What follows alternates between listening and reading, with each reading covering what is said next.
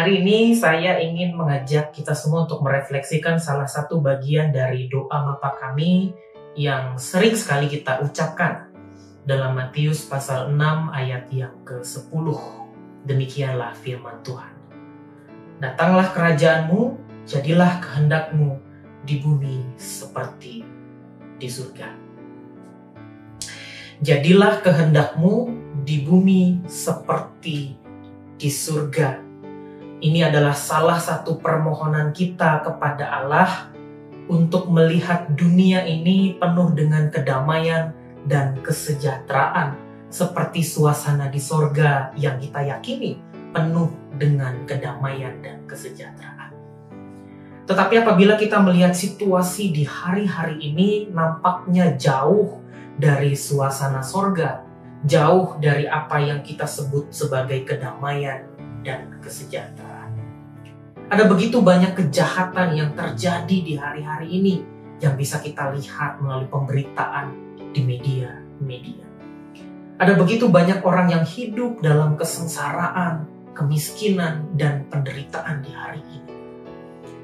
Pada saat kita rebahan dengan nyaman di rumah kita, tetapi pada saat yang sama ada begitu banyak orang yang harus berteduh di bawah ruko-ruko yang tutup untuk melindungi tubuh mereka dari teriknya matahari atau dinginnya ketika hujan turun. Pada saat ini ketika kita mengunyah roti yang lezat, tetapi pada saat yang sama ada begitu banyak orang yang bahkan hari ini belum menggigit sepotong makanan. Saat kita merasa jenuh, merasa bosan berada di rumah selama pandemi ini. Tetapi pada saat yang sama ada begitu banyak orang yang terpaksa keluar rumah untuk mencukupi kehidupannya. Ada begitu banyak orang yang terpaksa keluar untuk menjadi pejuang di garda terdepan.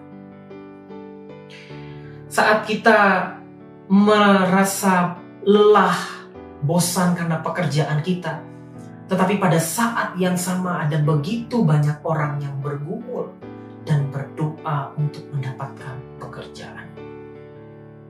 Nah, kalau kita sungguh-sungguh mengucapkan doa ini, maka seharusnya doa ini membuat hati kita tidak nyaman. Saat kita mengucapkan, jadilah kehendakmu di bumi seperti di surga, seharusnya kalimat ini mengusik kenyamanan kita, mengusik batin kita, supaya kita menyadari bahwa bumi tempat di mana kita tinggal masih jauh dari apa yang kita sebut dengan kedamaian dan kesejahteraan. Masih jauh dari suasana surga yang kita harapkan.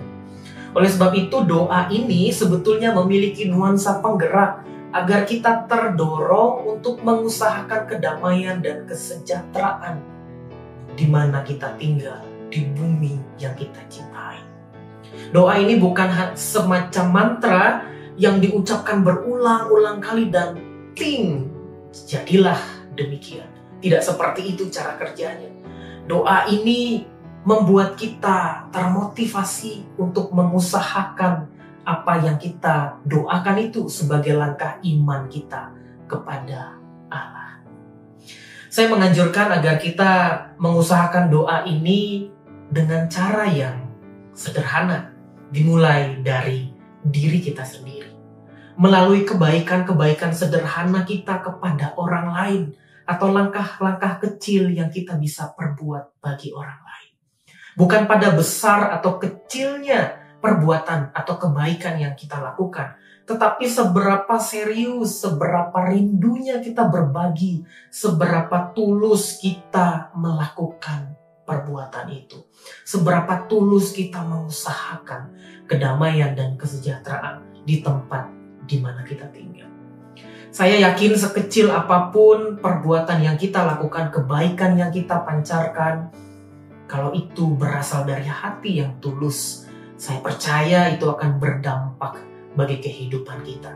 Dimulai dari hal yang sederhana, dimulai dari diri kita sendiri, dimulai saat ini. Jadilah kehendak Allah di bumi seperti di surga. Silakan berdoa, nanti saya akan tutup dalam doa bersama. Silakan.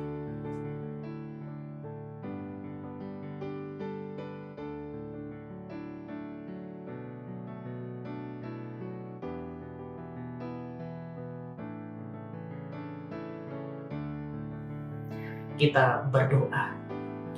Ya Tuhan, di tengah situasi yang sulit ini, mampukanlah kami untuk melakukan kasih-Mu, berbuat baik kepada yang lain. Setiap saat mungkin kami mendengar firman ini, setiap kali kami sering mendengar perintah untuk berbuat baik, mungkin telinga kami bosan mendengarnya. Tetapi hari ini kami memohon kepadamu ya Tuhan, agar Engkau mengaruniakan hati dan kerinduan, ketulusan kepada kami untuk terus-menerus terdorong memberikan kebaikan bagi sesama kami. Di dalam nama Yesus kami berdoa dan bersyukur. Amin.